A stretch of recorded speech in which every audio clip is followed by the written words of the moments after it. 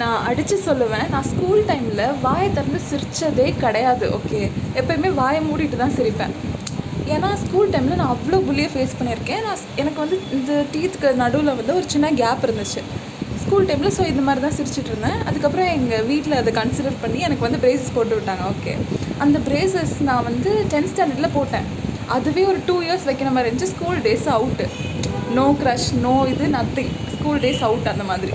அடுத்து college days ஆச்சு. எனக்கு கான்ஃபிடென்ஸே இருக்காது. ஓகே, ஏன்னா ஸ்கூல் டைம்ஸ்லேயே புள்ளி பண்ணவங்க காலேஜ் டைம்ஸ்லேயும் இது மாதிரி தானே யோசிப்பாங்க, இந்த மாதிரி மைண்ட் செட்டோடு தானே இருப்பாங்க எல்லாருமே அப்படின்ற மாதிரி ஒரு மைண்ட் செட் எனக்கு. ஸோ காலேஜ் டைம்லேயும் சிரிக்க மாட்டேன். அந்த டைம் பார்த்து கோவிட் வந்துருச்சு.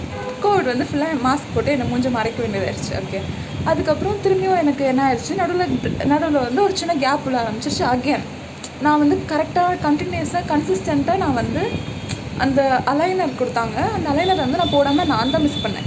அதுக்கப்புறம் திரும்பியும் பிரேக் விழ ஆரம்பிச்சிருச்சு அந்த சென்டர் டீத்தில்.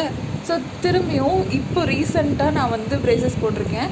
இது வரைக்கும் கூட நான் வந்து பெருசாக வாயை திறந்து சிரிச்சதில்லை. ஏன்னா திரும்பியும் கேப் இருக்கே அப்படின்னு திரும்பியும் ஒரு இன்செக்யூரிட்டி. பட் இந்த வாட்டி என்னன்னு தெரியல, எனக்கு வந்து இது போட்டு சிரிச்சா என்ன இப்போ யார் ஒன்று என்ன சொல்ல போகிறா, யார் என்ன சொன்னால் உனக்கு என்ன அப்படின்ற மைண்ட் செட்டுக்கு இப்போ வந்துட்டேன். ஸோ வந்து பல்ல காட்டி சிரிங்க கைஸ்.